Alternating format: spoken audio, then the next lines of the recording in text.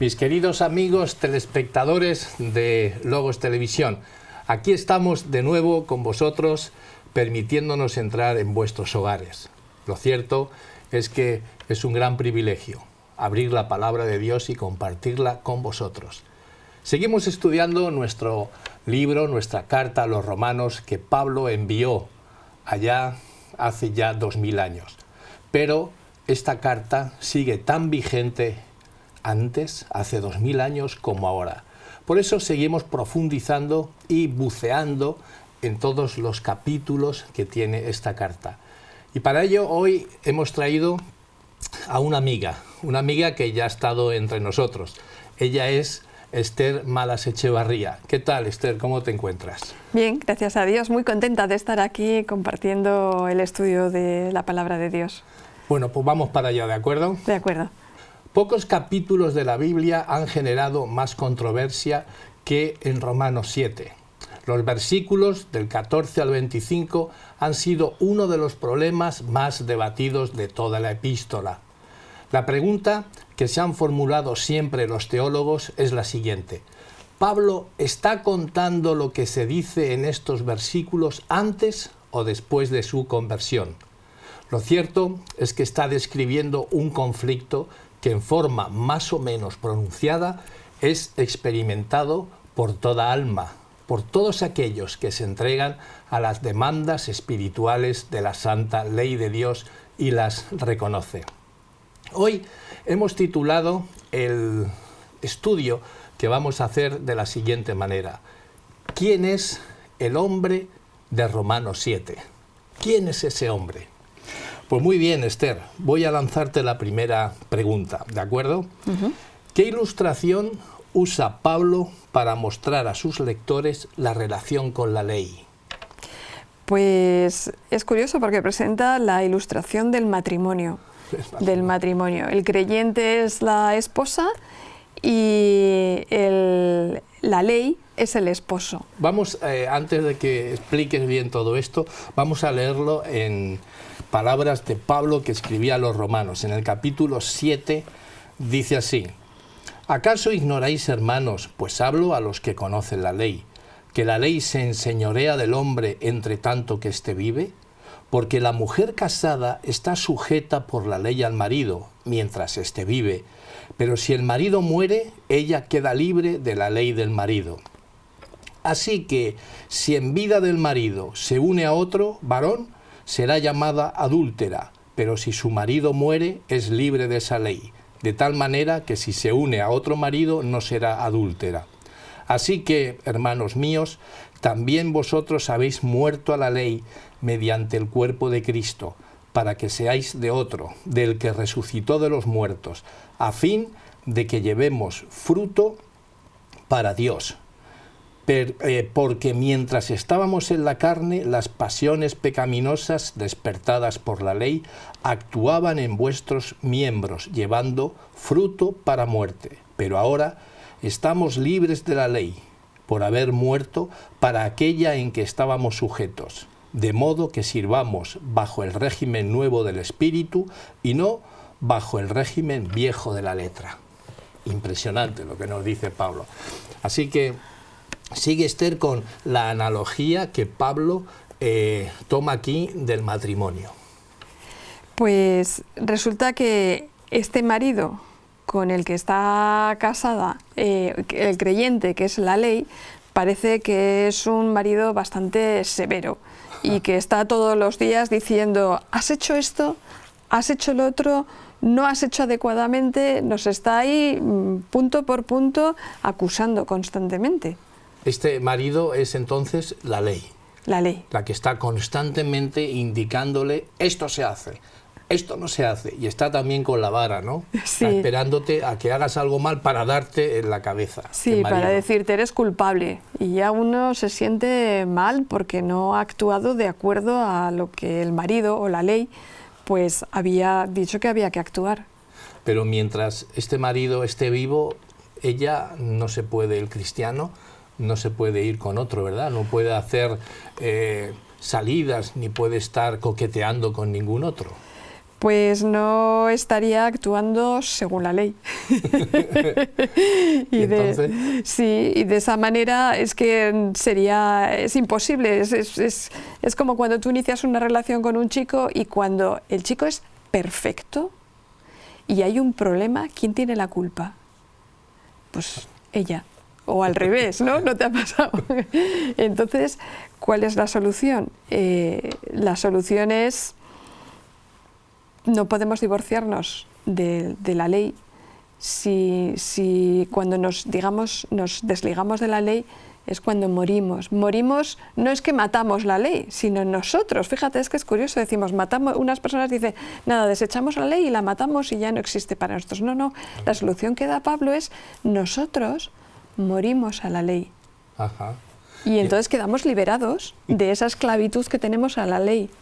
Pero lo que está aquí comentando Pablo, efectivamente, es que en ese matrimonio, esa ley que los judíos tenían, sí, todavía estaba viva, porque había llegado otro pretendiente, y entonces, al ver la ley y al ver al otro pretendiente, Jesús, estaban diciendo, ¿con quién me quedo de los dos? Porque yo, si estoy casado con la ley, no puedo estar coqueteando con el otro. Luego, ¿qué tiene que ocurrir con esta ley, con este marido? Pues tenemos que morir nosotros. Y de alguna forma es lo que la paradoja que existe. Nacemos en una nueva vida y de esa manera podemos elegir marido. Ajá, o sea, y elegimos mejor maridos. Es uno el que muere. Curioso, ¿eh? No es entonces la ley, porque la ley sigue vigente, la ley sigue estando viva, porque la ley no desaparece. La ley no desaparece. De hecho, Jesús mismo lo dice, que no he venido a abrogar la ley ni los profetas. Y antes pasará en el cielo y la tierra que una jota, una tilde de la ley cambia. Entonces, si Jesús no vino ni a abrogar ni a quitar la ley, es que la ley es tan eterna como el carácter de Dios. Porque la ley es ni más ni menos que el carácter de Dios escrito en 10 palabras. Efectivamente. Siempre estará ahí, ¿verdad? Sí, sí. Interesante, ¿no?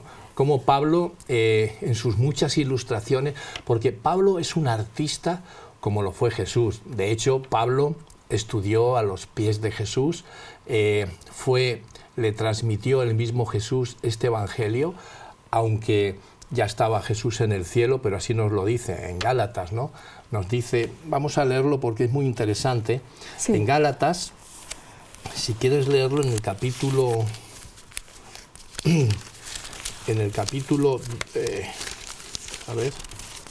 1, versículos 11 y 12, fíjate lo que dice. Gálatas 1, 11 y 12. Os hago saber, hermanos, que el evangelio que ha sido anunciado por mí no es de hombres, pues ni lo recibí ni lo aprendí de ningún hombre, sino por revelación de Jesucristo. O sea, el mismo Jesús fue el que le dio los estudios bíblicos a Pablo. Sí. El mismo Jesús. Y este era, pues, el apóstol número 12. ¿Por qué? Porque Dios eligió a Pablo, porque aquí Pablo en Gálatas 1.1 dice, Pablo apóstol, no de parte de hombres ni por medio del hombre, sino por Jesucristo y por medio de Dios el Padre que lo resucitó de los muertos. El mismo Jesús lo nombra apóstol y dice, tú vas a ser el encargado de llevar el evangelio a los gentiles. Pero claro, entre todos esos gentiles que Pablo estaba instruyendo, es que estaba adoctrinando, pues había muchos judíos. Sí. Y el judío siempre está muy apegado a la ley. Sí. Está siempre ahí con la ley, la circuncisión, con todo aquello que traía la palabra, la letra. De manera que Pablo en un momento lo que hace es que aprende a los pies de Jesús, y Jesús siempre ponía muchas ilustraciones, contaba muchas parábolas, y Pablo hace lo mismo. Aquí lo tenemos con el matrimonio, después habla de que la iglesia es el cuerpo humano, también que la iglesia es un edificio. Qué bonito como a través de lo que son las ilustraciones podemos entender mejor todo esto. Sí, y mira, ya que dices eso, me vas a permitir, Adelante, adelante. porque una, más que formación en estas cosas, tiene como de formación profesional, ¿no? Entonces, hoy en día hablamos de ciertas enfermedades como que hay un boom de ciertas enfermedades. Sí. Y resulta que no está claro si hay un boom de ciertas enfermedades o realmente hemos mejorado los médicos en pruebas diagnósticas que lo que hacen es un diagnóstico precoz de esas mismas enfermedades. Ajá. Entonces, en este sentido, se me ocurre a mí pensar que la ley es el test que nos ayuda a hacer el diagnóstico acerca de esa enfermedad que tenemos nosotros, que se llama pecado.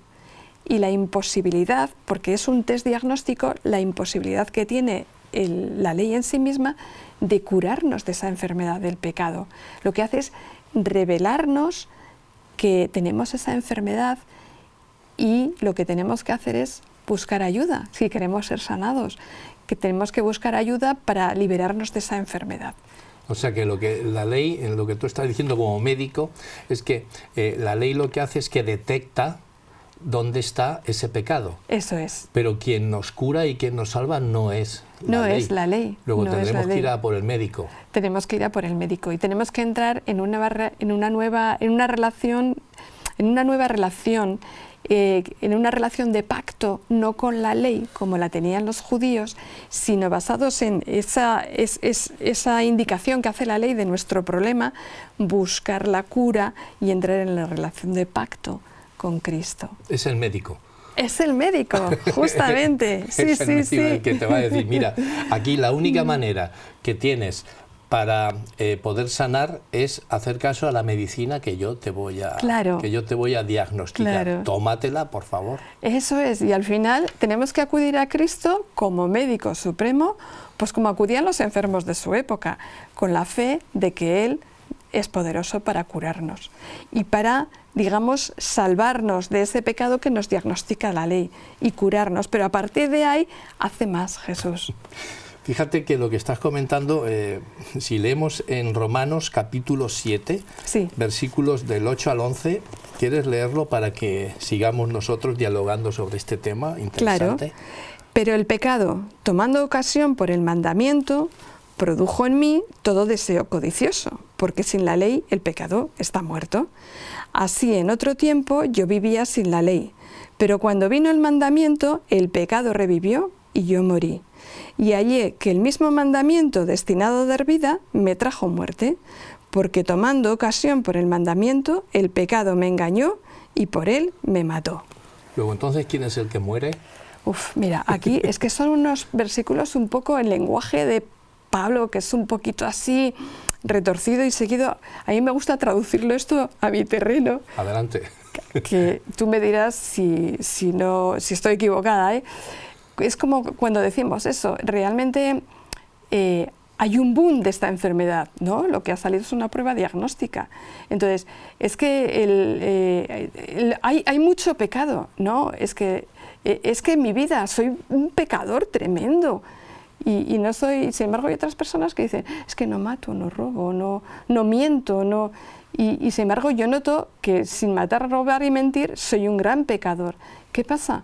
Pues que de alguna forma mi relación con la ley ha sido un poco más estrecha y a la luz del Evangelio he visto lo que decía Jesús. Dice, ¿te acuerdas cuando él hablaba que no había venido a abrogar la ley ni los profetas, sino que daba otra dimensión a la ley?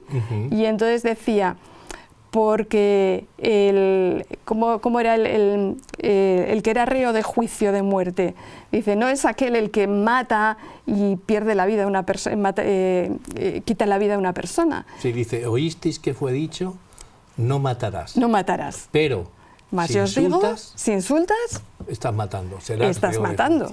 Mientras que antes la persona decía, oyes, es que lo puedo torturar, pero no le estoy matando. Como no le estoy matando...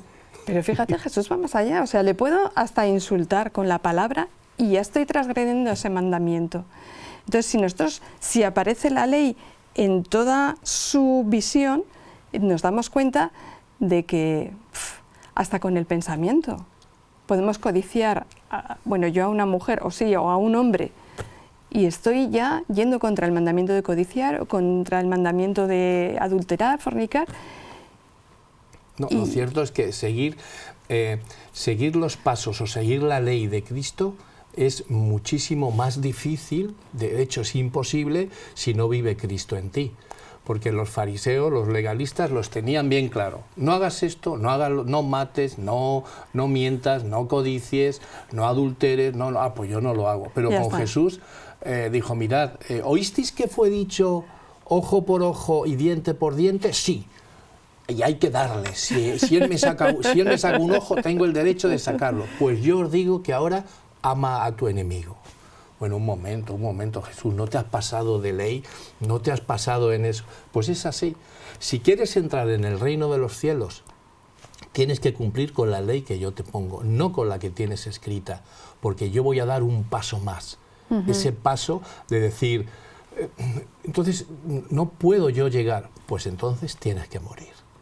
Y ahí es cuando Pablo dice que realmente el mandamiento tomó ocasión en él y murió, porque es que Sí. no hay forma de cumplir esto humanamente. Es imposible. O mueres tú para volver a resucitar y entonces ya, una vez que eres una nueva criatura, ya eliges ¿a quién?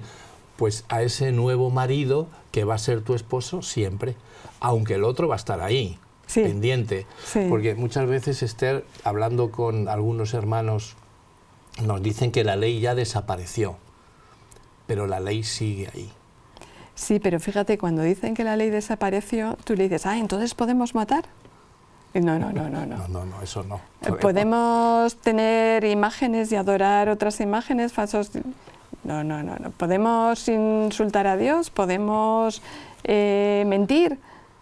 Entonces, ¿qué es lo que está abolido de la ley? Claro, lo que dicen es, bueno, como yo ya estoy con Cristo, Sí. entonces ya todo eso desaparece, pero no se dan cuenta que estar con Cristo es ir más allá. Más allá. Es mucho más allá, es negarte a ti mismo todos los días. Este versículo que dice Pablo, cada día muero, pues ya no soy yo mismo, sino Cristo vive en mí. De eso se trata, de estar con tu esposo, de haber elegido a ese maravilloso marido que me va a enseñar a hacer todas las cosas que por mí mismo era imposible. Claro, y además que me va a transformar al punto de darnos ese corazón de carne, quitar aquel corazón de piedra que se ceñía a la letra de la ley y darnos un corazón de carne que por amor a Cristo nos salga natural. Dice el versículo 12, Romanos 7:12, yendo por este camino que hemos nosotros ¿Sí? escogido, de manera que la ley a la verdad es santa y el mandamiento santo, justo y bueno. Luego, sí que a veces hemos comentado que ese mandamiento santo, bueno, es así, pero ha empezado Pablo diciendo que ese marido es un marido difícil de soportar, pero ese mandamiento santo, justo y bueno es que es así. ¿Por qué es así? ¿Por qué insiste tanto Pablo en decirles, mirad, si vosotros os apegáis a la letra vais a ser así, pero aún así yo os digo que el mandamiento es santo, bueno y justo. Lo estáis haciendo bien, pero no os apeguéis a él de esa manera porque ha venido otro que lo ha dulcificado. Naturalmente, la diferencia está en la relación que establecemos con la ley. Si la establecemos como es un ideal que cumplir, pues nos quedaremos con la letra y mientras no mate, pues le puedo insultar, ¿eh? Pero cuando estamos en Cristo y realmente Él nos capacita para mirar con amor a las personas que tenemos alrededor, y si estamos con la persona especialmente con la que convivimos cada día y nos conoce muy bien, pues si tenemos una relación con esa persona de ver en él a Cristo, tratarle con cariño, con cuidado, con amor, aunque no se lo merezca, aunque no se lo merezca, pues desde luego muy de lejos no lo mataremos y por supuesto pues ni lo insultaremos ni nada, pero no nos costará, no estaremos diciendo ¿qué le puedo hacer para que se entere de lo que se merece? Sí, pasarme sin transgredir la ley. A veces hablando con nuestros hermanos que me presentan este programa, pero pastor, ¿cómo se puede amar a uno que te está siempre haciendo la puñeta, ¿no? Que te está siempre dando la vuelta a todo lo que dices, que te está mintiendo, que transgrede? ¿Cómo puedes amar? Digo, mira, te voy a poner un ejemplo para que tú sepas lo que quiere decir Jesús. Hay alguien muy cerca de ti que transgrede, que miente, que te engaña y que a veces pues hace cosas que no te gustan y sin embargo siempre lo perdonas. No, digo, son tus hijos. Ya me lo estaba viendo. ¿O tú qué haces? Cuando tu hijo te hace todo eso, ¿qué haces? ¿Lo echas de casa? ¿Qué haces? Con esta personita que tienes al lado que te hace, de verdad, ¿eh? Sí. Te hace pensar muchas veces y te hace tener paciencia como nunca. Bueno, pues eso trasládalo también a otra persona que no esté en el entorno de tu familia, pero sí que es tu familia, es tu hermano. Y eso es lo que quiere el Señor. El Señor vino a que nosotros supiéramos orar, Padre nuestro que estás en los cielos. Si todos decimos Padre nuestro que estás en los cielos, todos somos hijos de Dios y todos somos hermanos, no solamente los que tienes en tu casa. Pero para eso también se necesita ser una nueva criatura. Reconócelo, de natural no te sale. El que te estén clavando el clavo ahí en la cruz y torturando y decir, Padre, perdónalos porque no saben lo que hacen, aunque no sientas un amor apasionado, un sentimiento apasionado por ellos, pero el decirlo sinceramente, Señor, perdónalos, es que no tienen ni idea, perdónalos. Eso se necesita un milagro, que Cristo está muy dispuesto a hacerlo, ¿eh? Totalmente. Es que Él vino a enseñarnos eso. Eso es. Porque Él vino aquí a esta tierra a enseñarnos cómo deberíamos ser súbditos del reino de los cielos. Porque según el común pensar de todos era, bueno, aquí va a venir el Mesías y va a acabar con todos los romanos y el imperio romano lo vamos a heredar nosotros y vamos a ser los dueños de todo. Y el Señor dijo, no toca eso ahora. ¿Cómo que no toca eso ahora? No.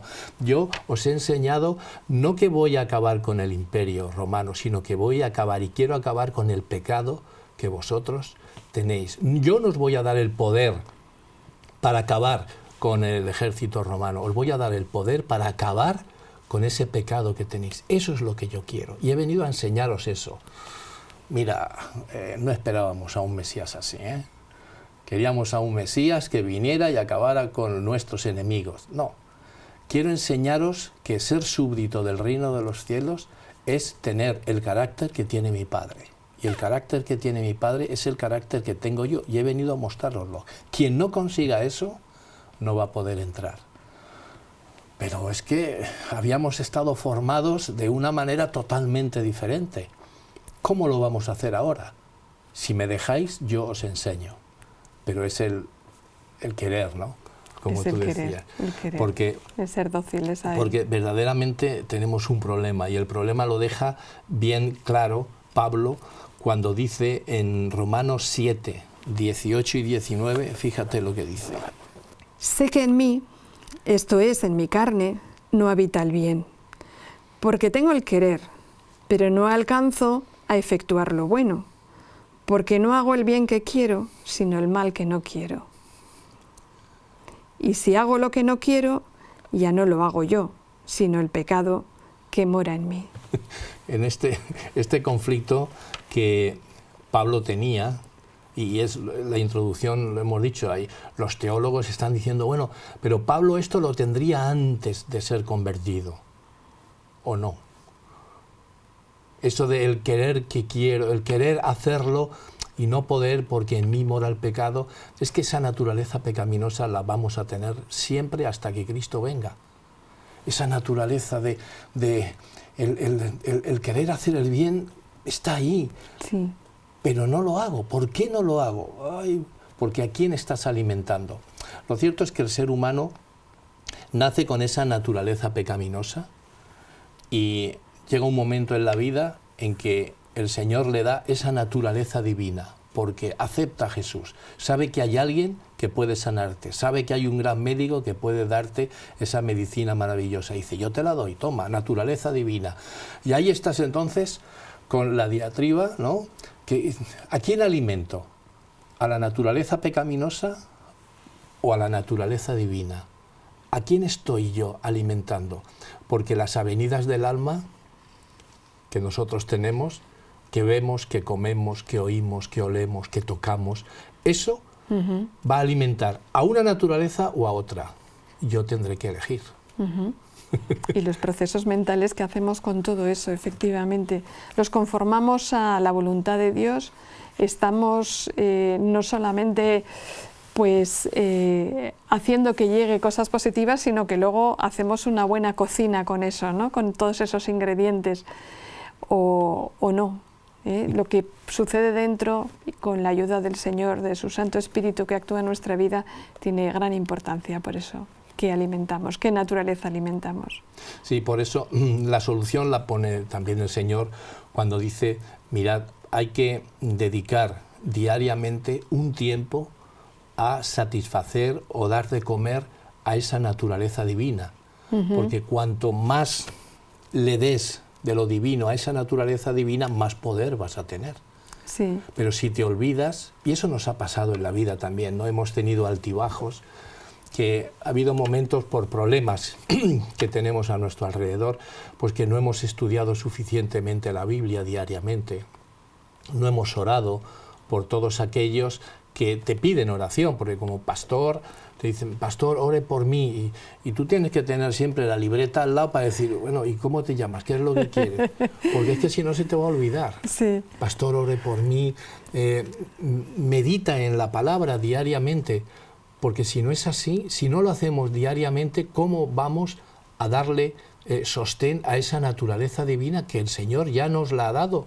Porque hemos aceptado a Jesús como nuestro Salvador, como nuestro médico que nos va a sanar. Sí. De hecho, Pablo nos llama a tener esa conexión constante con Cristo. Cuando dice, orad sin cesar, no es que estés clavado de rodillas ahí todo el día, sino cuando vas por el camino no piensas en singular, ya piensas en primera persona del plural. Y entonces es Jesús y yo. Señor, ¿qué te parece esto? Mira, oye, esto... Y tener esa voluntad de querer compartir con el Señor cada momento, hacer de Él nuestro amigo, nuestro compañero. Sí, me ha recordado un versículo muy interesante que se encuentra en Juan capítulo 15, versículo 14. Dice, vosotros sois mis amigos, si hacéis cuanto yo os mando. Ya no os llamo siervos, porque el siervo no sabe lo que hace su Señor, sino que os he llamado amigos, porque todas las cosas que le oí a mi Padre os las he dado a conocer.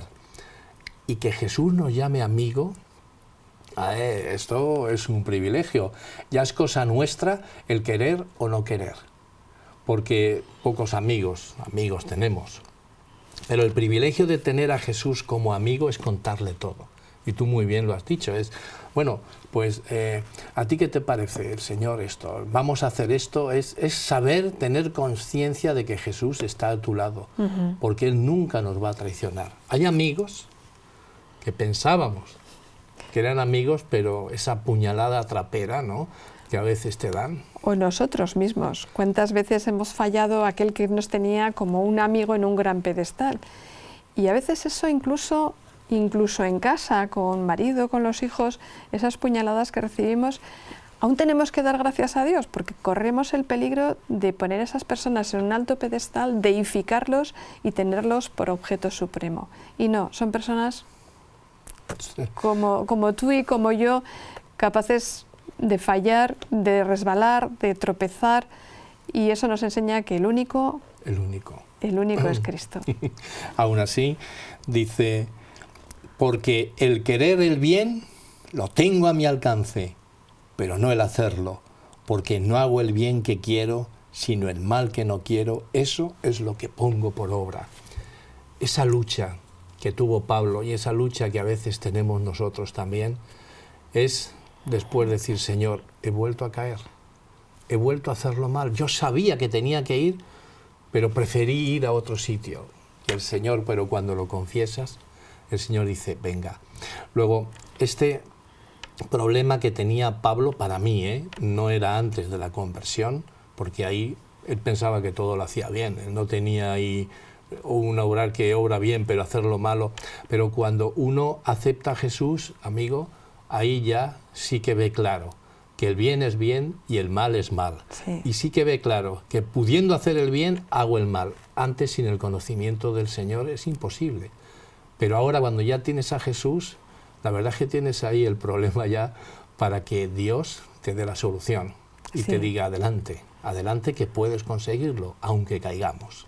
Qué grande es el Señor. No solamente nos perdona, nos da la salvación, sino que además nos transforma y nos cambia día a día para que andemos por caminos de victoria. Ya no tenemos que ser esclavos del pecado que nos aferra, nos atenaza, nos pone ahí con grilletes y nos ata al suelo. No, el Señor nos libera. A lo mejor no es de repente, pero día a día, acudiendo a Él como médico, hace terapia de sanación, de curación, de restauración y hace de nosotros una nueva persona.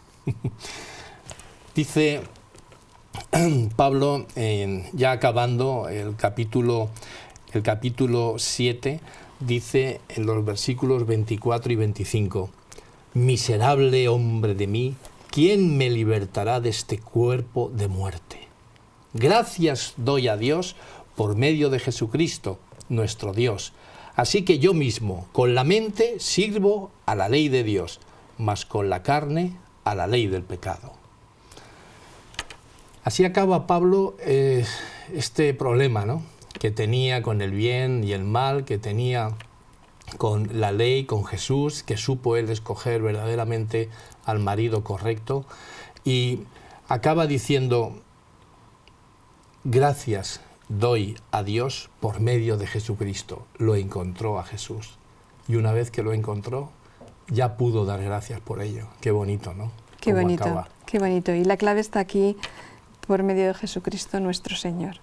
Si hacemos de Jesucristo nuestro Señor la vida de victoria y de poder sobre el pecado, sobre aquello que nos atenaza y nos esclaviza, está garantizada. A veces podemos ser egoístas y nos quedamos con el primer marido, porque nos puede parecer que la ley es menos exigente, pero realmente la ley es un reflejo del carácter de nuestro Dios y solamente podemos cumplirla si Dios nos transforma para ser semejantes a Cristo. ¿Cómo se encontraba Pablo cuando ya por fin descubre, ¿no?, que Jesús es el que lo libera? Porque Pablo está viviendo, como decíamos, en ese imperio romano, y allí habían muchísimos esclavos. Bueno, se dice que había unos 20 millones de esclavos. Aquello era... Todos los romanos tenían a sus esclavos y eran pues meras cosas, no eran seres humanos. Y cuando un esclavo se escapaba, y si se escapaba con otros, se escapaban y los cogían a los dos, cuando uno de esos dos esclavos morían, se lo ataban al cuerpo del otro esclavo y lo tenían que llevar constantemente a ese esclavo. Y entonces era un cuerpo de muerte que tenía que arrastrar el esclavo que se había escapado. Entonces Pablo, haciendo alusión a aquello que veían, porque veían a uno con un cadáver siempre en sus lomos, aquí está diciendo eso: miserable hombre de mí, ¿quién me librará de este cuerpo de muerte? ¿Cuándo acabaré yo con esto? Porque es que lo llevo. Y entonces es cuando dice, gracias doy a Dios, quita ese cuerpo de muerte y ya vuelve a renacer ese nuevo Pablo, esa nueva Esther, ese nuevo Javier, diciendo, gracias doy a Dios que me ha liberado de todo lo que tenía. Era una carga, ¿no? Liberados pues de toda vuestra carga, porque mi yugo es sencillo, mi yugo es fácil, ligera mi carga. Es fácil, déjame que yo lo lleve, sí. Déjame. Sí. Entonces, se libera uno cuando encuentra a Jesús, y aquí Pablo da ese grito, ¿no?, de victoria. Gracias doy a Dios por medio de Jesucristo. Ese Jesucristo que él encontró en medio de toda aquella ley que tenía, en medio de todo ese Antiguo Testamento, cuando emplaza a Jesucristo, al Mesías, ahí en el Antiguo Testamento, es cuando dice, ahora es cuando yo ya entiendo. Y aún sabiendo el bien que no hago y el mal que no quiero, aún así doy gracias a Dios, porque por lo menos lo puedo diferenciar. Me clavo de rodillas y le digo, Señor, perdóname, quiero seguir hacia adelante. Eso es, dame la victoria. Muy bien, Esther. Bueno, pues apasionante, ¿no? Cada vez que abrimos la palabra de Dios, sí. Cada vez que abrimos la palabra de Dios y nos ponemos a estudiarla. Sí. Pues me gustaría que dijeras a nuestros telespectadores una conclusión de todo lo que hemos estado diciendo para que ellos tomen buena nota y también lo puedan transmitir a los demás. Adelante. Pues el hombre de Romanos, no nos importa mucho si era Pablo en una experiencia anterior o posterior o el día a día, pero sí que es cierto que día a día nos enfrentamos a ese ser humano que está esclavizado y atado por tendencias, por costumbres, por vicios, por esquemas de pensamiento que nos atenazan y no nos dejan imitar a Cristo. No intentes superarlo por ti mismo, porque puedes tener mucha fuerza de voluntad o menos fuerza de voluntad, pero vas a encallar en los arrecifes precisamente de la impotencia. Solamente Cristo te salva y solamente Cristo te transforma y te hace cada día a día crecer a su semejanza. Y si aún así en este camino caes, tropiezas o miras hacia atrás y te das cuenta de que no estabas del todo cierto en una actitud que tomaste, en una opinión que diste, arrodíllate ante el Señor, pídele perdón y déjale que Él te cambie y te transforme para que te haga apto para entrar y disfrutar de ese reino maravilloso que prepara. Pues muchísimas gracias, Esther, por esas palabras y también muchísimas gracias a vosotros, nuestros telespectadores de Logos Televisión, porque lo que queremos es dar a conocer lo que un día conocimos. Lo que queremos es compartir con los demás las maravillas de saber que un día, cuando Cristo venga, vamos a estar ya viviendo eternamente. Pero mientras tanto, que estamos aquí en esta tierra, no es ni más ni menos que compartir con los demás el amor que el Señor Jesús tiene por nosotros y que nosotros debemos dar a todos los demás. Que el Señor os bendiga y que el Señor os guarde. Nos vemos la próxima semana.